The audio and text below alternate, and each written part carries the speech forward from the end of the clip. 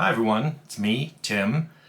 Today I want to talk about Appendix N. Josh James 582 asked for my thoughts on Appendix N, which is in the DM's Guide for Advanced Dungeons and Dragons, which lets me show off something I'm super excited about. I got Gary Gygax to sign this for me at a convention in Los Angeles in '92. And later when I made Temple of Elemental Evil, I asked him if he remembered.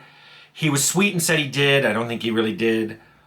But he then said, you mentioned Bard's Tale construction set. And I was like, maybe he did remember. Anyway, Appendix N wasn't that big. It was the top half of a page at the back of the book. What's interesting, though, about Appendix N is, like Josh James, that's how I discovered Jack Vance, too. I was looking through the list of authors that were in there, and I realized I have never read this author. And I'll say this after, it impressed, like, 15-year-old me, but 40 years later, I'm super impressed with how this man can write. It's at a level I will never achieve, even if I studied and practiced and did everything. In fact, the very first, or actually it's a second chapter of the Dying Earth, the titular novel. He has a description of Mazirian the magician walking through a garden, and I'm just impressed with, like, here grew trees like feather parasols, trees with transparent trunks threaded with red and yellow veins, trees with foliage like metal foil, each leaf a different metal, copper, silver, blue tantalum, bronze, green iridium. Here blooms like bubbles tugged gently upward from glazed green leaves. There a shrub bore 1,000 pipe-shaped blossoms, each whistling softly to make the music of ancient earth. That's so evocative and so nothing that I would ever be able to write. So I was hooked on Vance. I also discovered Saberhagen, and this is my old book, the cover's coming off, of Empire of the East. Amazing book if you haven't read it. I won't give anything away, but if you read it, you know why I love certain genre tropes. Interestingly, Appendix N, I already knew about Lovecraft and Robert E. Howard and Roger Zelazny, so I was happy to see that D&D was inspired by them. I really, really tried to get into Fafhrd and the Grey Mouser, the stories written by Fritz Lieber. I tried really hard. I liked them, but I never loved them. I always thought they felt like Howard Conan pastiches. I don't know if they are. I just couldn't get into them. Interestingly, I had a friend who loved Michael Moorcock's Elric saga. Again, it just wasn't for me. He was very unlikable, I thought, as a main character. Not that you always have to like a main character, but there weren't a lot of hooks in that character for me to like. So I get why people love that story. It's well written. The main character is flawed. So you would think I would like something like that. I didn't get into it. Appendix N, though, that was me reading it in the early 80s. In the early 90s, I did something different. I've always read science fiction novels. I came across a listing of, I think it was in '92, of the books that had won a Hugo. And I loved the Hyperion books by Dan Simmons. I love the Uplift books by Werner Vinge. So I'm looking at this Hugo list and I realize I've never read anything by like Lois McMaster Bujold. And she had all that Vorkosigan saga, Barriar, and all of those books. I read all of the ones that won a Hugo and a lot of that didn't. That's what I loved about the Hugo winners. It often inspired me to read more from the author that won a Hugo, even though those books didn't win a Hugo. Also, this is all before the sad puppy stuff, so I'm not going to get into that. But even at the time, I like the Hugos better than the Nebula. The Hugos were awarded based on fan votes, where the Nebula was awarded based on, I think, editors.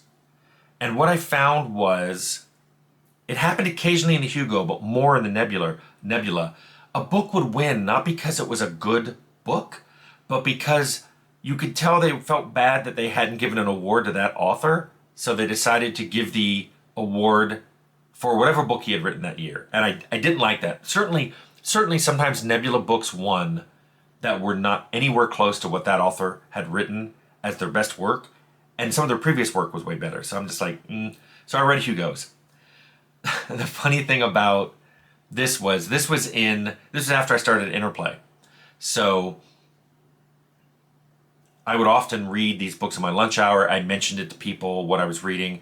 Chris Taylor, who eventually became the lead designer on Fallout, he wanted to read them too. And so we'd often trade books so we didn't have to buy all of them ourselves. And Chris Taylor can speed read, which is totally unfair because I would give him a book and he'd hand it back to me the next day and go, that was great. And I'm like, but, and we talk about it. Now, one thing I discovered, I don't know if it was from speed reading or just the way people's memory work, but we could talk about it and he had great recall of the whole novel. Ask him about it about 2 or 3 months later, he doesn't remember as many of the details. Ask him a year later, he had forgotten a lot of details.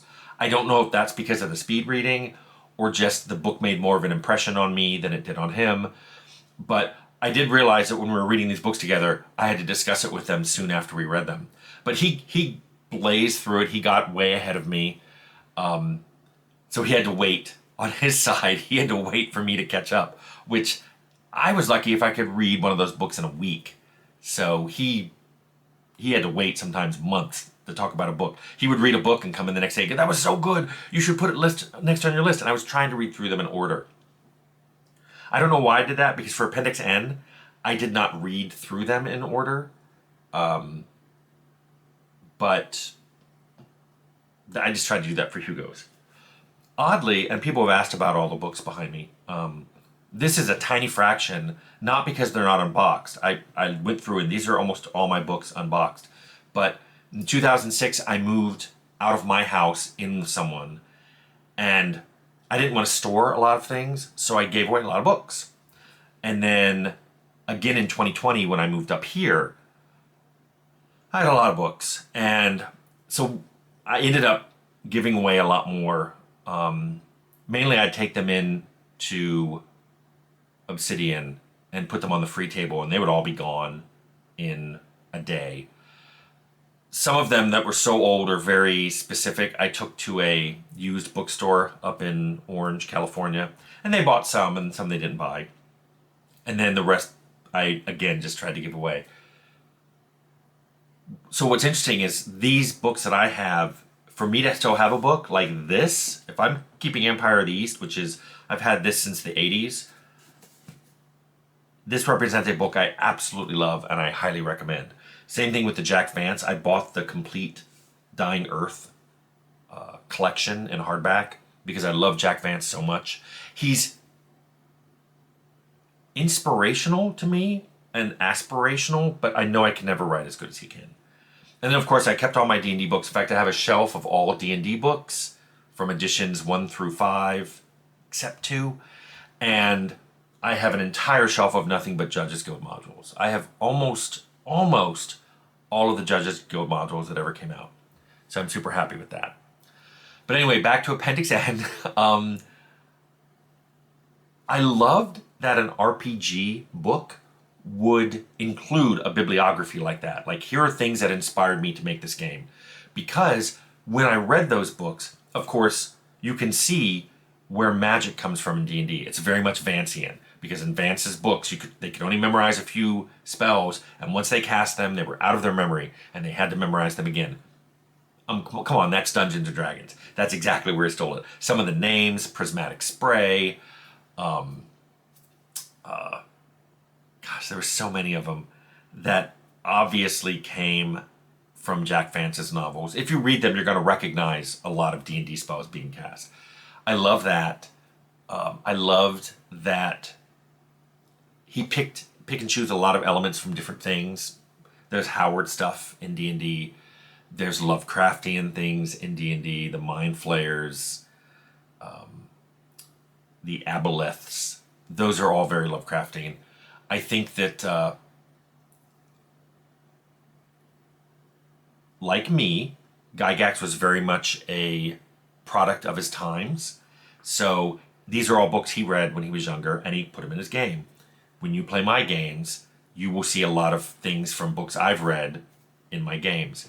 And I think Appendix N, if you've never read sci-fi and fantasy from the 30s through the 70s, I highly recommend that you go through Appendix N in the D&D book. You can even find it online. You don't have to find an old DM's guide. And go through some of those stories. They're a little dated. Sometimes the ideas are bigger than the characters, meaning the characters will be a little cardboard. But I still recommend that you read them to see where D&D came from, which will give you a good idea. So if you know where it came from and you know where it is now, you have a good idea of where it may go. I've always been a big fan of sort of archaeological game studying. Although I realize my games are now becoming part of people's archaeological game studies. So make of that what you will. I'm becoming a fossil, but I'm proud of what I buried. Okay, have fun.